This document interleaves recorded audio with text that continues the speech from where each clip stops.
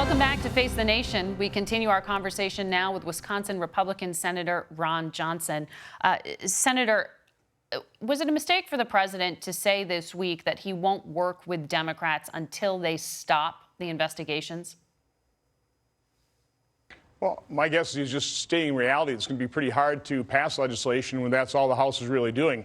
I warned voters ahead of the 2018 election that if you put Democrats in charge of the House, all you're going to be talking about is investigations, talk of impeachment, and it won't be about governing and creating greater prosperity for Americans. And that's kind of what we're seeing play out here. It's very unfortunate, particularly when you take a look at things like an emergency spending bill that we need for some of these disasters, that we need for getting the situation at the border under control. When you talk about the fact that we have to fix our horribly broken immigration system so we can stop or reduce this flow.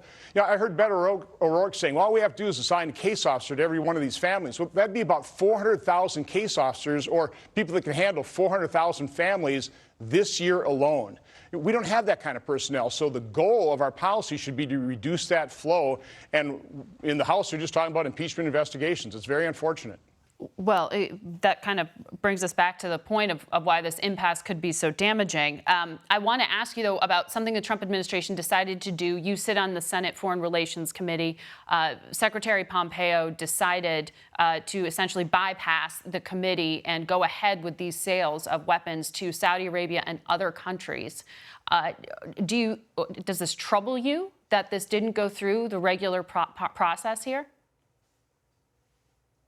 This just speaks to the ongoing tension between Congress's war authorizing powers and the president's powers, constitutional powers when it comes to foreign policy.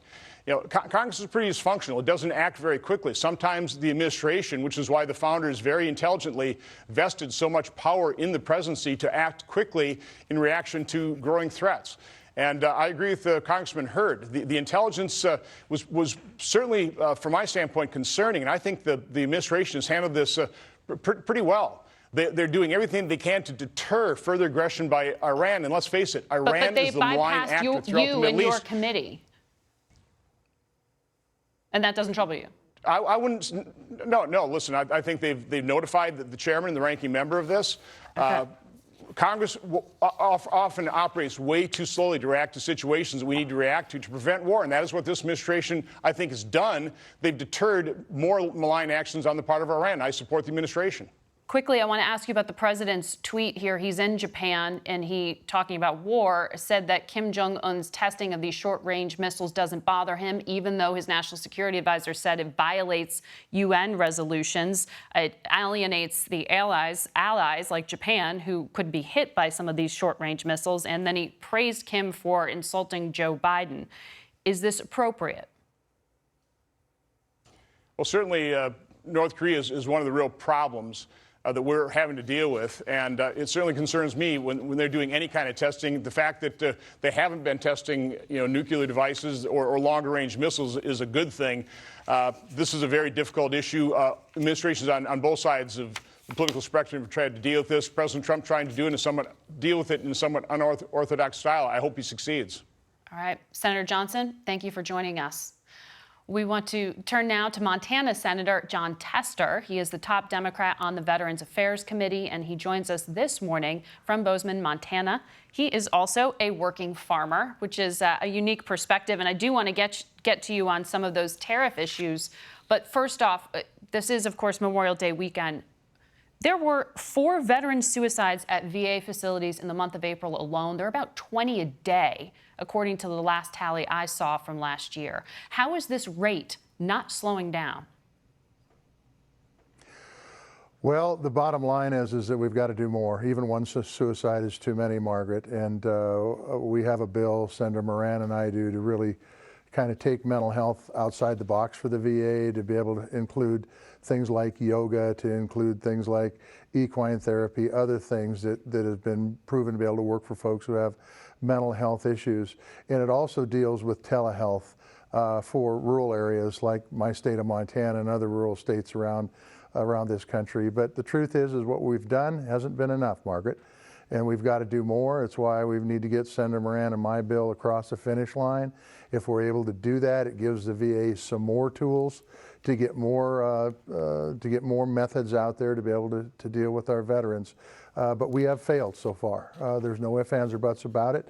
Congress has given the VA, I think, some good tools to use. They need to step it up even greater than before. And by the way, the other thing that needs to be done is we need to remove the stigma from this so that the people who do have problems do come forward. Because oftentimes many of these suicides happen and the VA, they haven't taken advantage of the access to VA care. All right, Senator, thank you for that. I want to ask you, though, as we mentioned, you're a working farmer. I think you're the only one in the Senate who's actually working the farm himself. The president had a $16 billion bailout for farmers. This is the third round so far. Will this make up for the kind of financial losses you're seeing in your home state? It's a Band-Aid. There's no doubt about that. And there's some folks that are up against the wall, way too many folks. We're seeing a lot of folks that have been filed for bankruptcy in production agriculture. But it is a Band-Aid. Farmers want to get their check from the marketplace, not from the federal government. And as a previous person said, you know, the fact is the president has created this problem, and then he turns around and writes out a $16 billion check on the taxpayer dime. I'm not saying it isn't needed. It absolutely is needed in a lot of cases where folks are up against it. But the truth is that the reason we have bad commodity prices right now at the farm gate is because we got a president who went into a trade war without a plan, without our allies, and it ends up where family farm agriculture ends up paying the price. And that doesn't help with food security, and it certainly doesn't help with our economy. Senator Grassley reportedly will be applying for some of this aid for his family farm. Will you be tapping into it and apply for it as well? Well, we'll see how it's going to be divvied up. I imagine wheat is going to get part of it, and we do raise grains on my place, and so we will see. But look, our place has been hurt by these tariffs just as every other farm has been hurt by these tariffs, and we will see as it goes, but I intend to take advantage of it because it'll help pay the bills. How long can farmers go before you see the bankruptcies that you have been predicting? I think we're already starting to see it. Look, I serve on the banking committee too, and a lot of the bankers told me a year ago that farmers had about 18 months before we started seeing a real disaster in ag country. I think we're already seeing that ag disaster coming around. And the sad part about this wasn't caused by weather events. It wasn't caused because consolidation in the marketplace and prices were low and inputs were too high. What we've seen is we've seen a president who's acted responsibly in the trade. He had a plan to hold China accountable, but yet didn't know how to implement the plan to hold China accountable. And in the end, we don't have an end game. And farmers have been paying the price. I've said this before, Margaret, maybe said it to you before, but we should have done this through the financial system. We should have had our allies on board. China's been a bad actor, but not just the United States, to countries all over the world. Let's bring the world community together and apply pressure instead of just the farmers of the United States of America. You gave a speech this week making the case that Democrats actually do have a shot at winning back rural America. But you said they can't promise things that don't make sense, like free college or jobs for everybody. Have you seen a Democratic candidate that fits that description for you? No, but I've seen some policies come out of some Democrats that fit that description, and I think it's important that we stay connected with reality. College is too high, and we need to figure out ways to drive it down, but I'm not sure that there doesn't need to be skin in the game if you go to college. The same thing with health care. And one of the proposals that was put out said you're going to have a job. The job's going to pay livable wages. You just can't do that. It's not that easy. It'd be great. It's great to say it, but it's hard to implement it. So let's stay grounded in common sense and move forward. And I've seen the candidates, by the way, across the board that are running for president do a pretty good job. Your home state governor is one of them. Staying grounded. My home state governor is one of them. That is correct. Yep. And so the bottom line is that whoever comes out of this 24 or 25 people who are running for president needs to be able to connect with rural America, and you do that by applying common sense. Are you going to endorse your governor? I'm going to be endorsing. I will tell you this, Margaret, it's going to happen in the next week, and hopefully you'll be the first to know. All right. Thank you very much, Senator Tester. We'll be right back with our panel. It's a pleasure talking to you, Margaret. Thank you very much.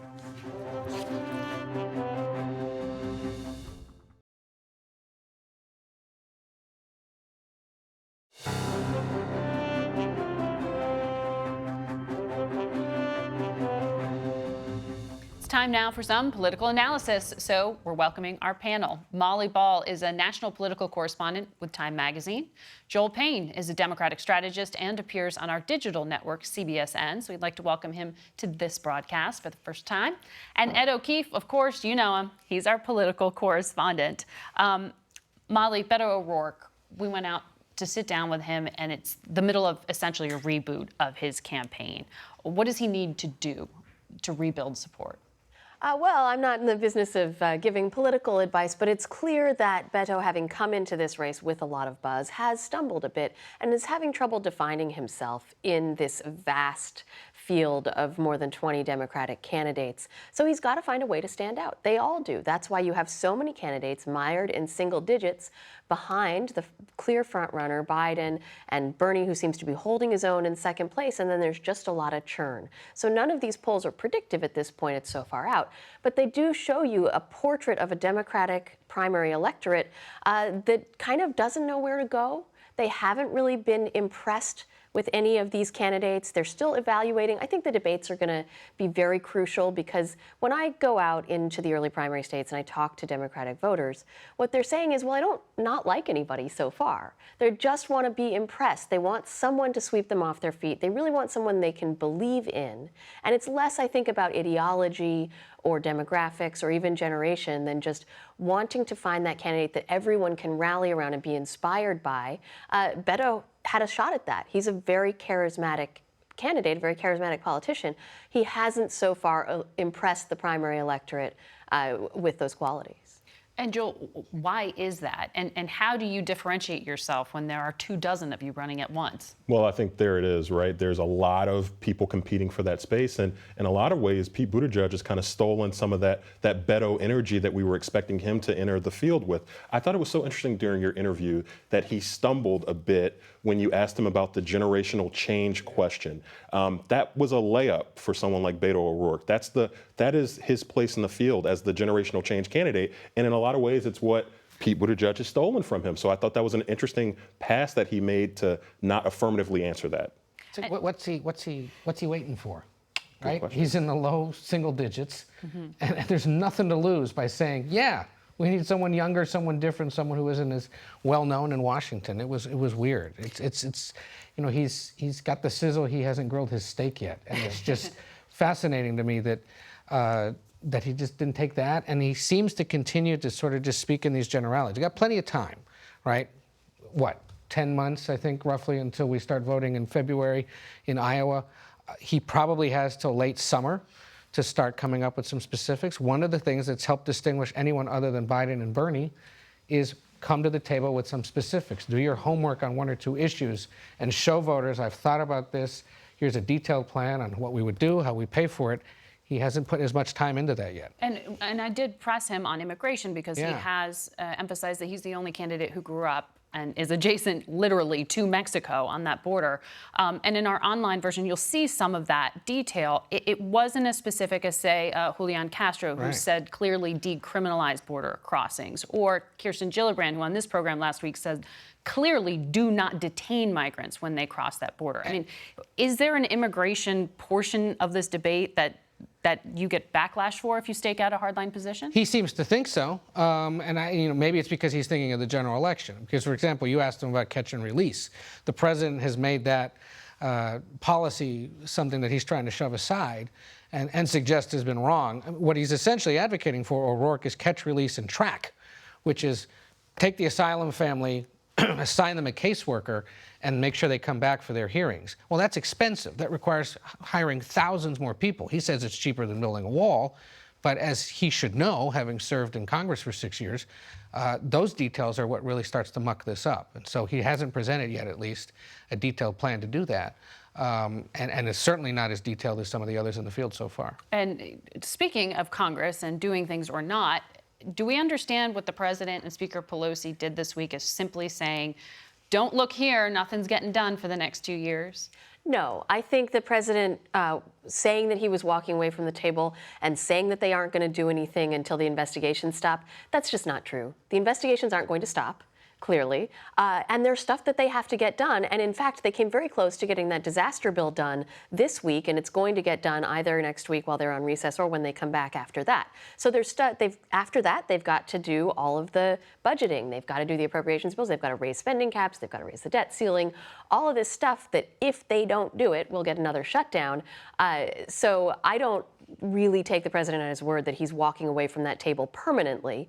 And what Nancy Pelosi said after he threw what she termed a temper tantrum, she claimed that it actually had nothing to do with him being peeved about her saying the word cover up or about all this oversight. She says it's really that he didn't do his homework for that meeting. He didn't do what he said he was going to do in their previous meeting that went so well when they agreed to spend $2 trillion in public money on infrastructure. He was supposed to come back with a way to pay for it, and he didn't. So he walked out and he had that pre-made sign with the numbers on the Mueller investigation. They weren't numbers about roads and bridges. He had decided in advance that he was going to make a statement about the investigations and the oversight. But on a very basic level, the president has not yet accepted that there is a competing power center to him in Congress now. Mm-hmm. We saw that in the shutdown. He had 2 years with a Republican Congress that would basically do whatever he wanted. That's not the case anymore. It's made his life more difficult, and he hasn't quite accepted that. And Joel, what the administration would point to and accuse Speaker Pelosi of is losing control of her own caucus, or almost, because she's under all this pressure to go ahead with impeachment. Is this just a game of chicken here? I mean, what is happening within the caucus? I'm not buying any of what I saw this week. This was a proxy war between Donald Trump, who cannot pay for this infrastructure bill that he committed to a few weeks ago, and between Nancy Pelosi, who's having a hard time holding back an increasingly agitated caucus who wants to go after the president on impeachment. And, you know, there were a lot of reports about that meeting that Pelosi stepped out of where she initially made those cover-up remarks. The reason why she did that was to take the attention off the fact that there are some 30-some-odd members of her caucus who actually want her to really get this on the impeachment track. And for the president, again, I don't think he wants to get on the wrong side of those hardline conservatives who are not going to let him pay for this transportation bill. So this was a nice show this week, but I think that this was a proxy war. He made clear after the election, this is a single-track town. We're going to do legislation only. You're not going to investigate me and get to work on things with me at the same time, and he reinforced that this week.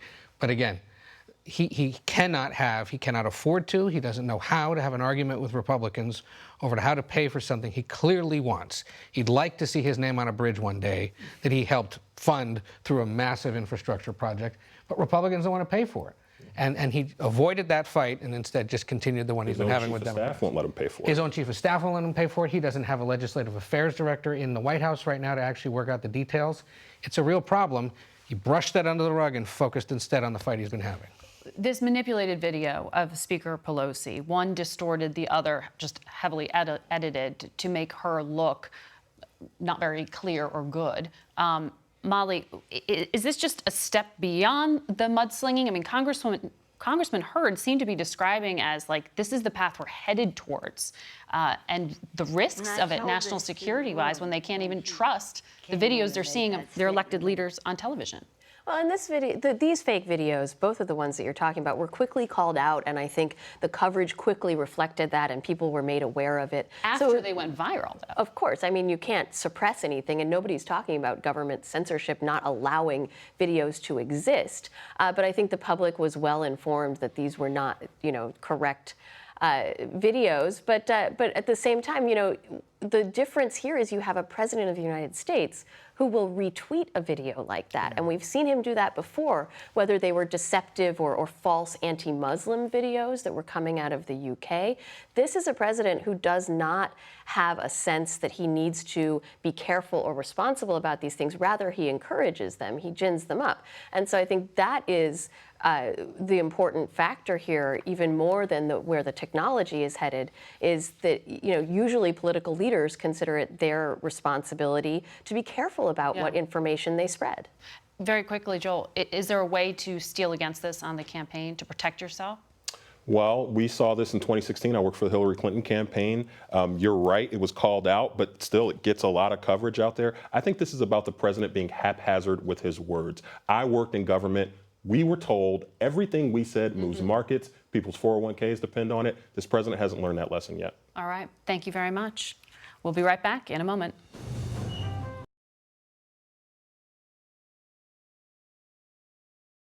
Some of our very best people at the CBS Washington Bureau are retiring this week.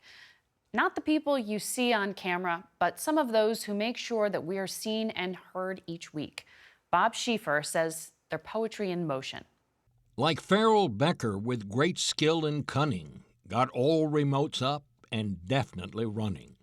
Key to all that, but never too bossy, the queen of control, Karen St. Rossi. Keeping the books was Steve Marshall's first track, but he switched to outside, never looked back. John Daly's a sound tech, a real superstar. Quiet, but good sound men usually are. And raise a glass to our Howard Brenner. He found us rooms and fed us dinner. A shout out as well for Dog David Hall. When the building breaks down, that's who we'd call. There is no one kinder than our Morris Banks. So many reasons to just tell him thanks. Gabe Sticks had the guts and knew all the tricks to get us the pictures that really did click. Vincent Ginsburg had the wit and the style, we'll miss his work, and big ready smile. Dennis Jameson, oh my, what a pro, nice guy to boot, we love you, bro. And ditto that too about Dan Tutman, who got us the tape and a good joke or two. And Mr. Lou Walker, radio techie, tuned us just right, never was sketchy. And this is the place where I want to explain what we learned in Bob Dole's '96 campaign. When our camera team of Trainum and Dixon, and I tell you it's true, this is no fiction, showed us how to score scoops, and that saved us hours. They just sent Mrs. Dole sweet birthday flowers. And there was George Christian's unbelievable night. When Nixon resigned, George was trapped in the Rose Garden till dawn's early light. So good luck and good health. It's been quite a ride. We had a great team with you on our side. That's our Bob Schieffer. We'll be right back.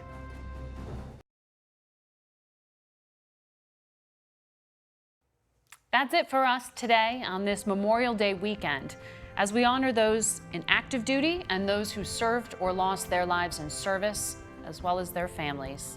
Thank you. Until next week, for Face the Nation, I'm Margaret Brennan.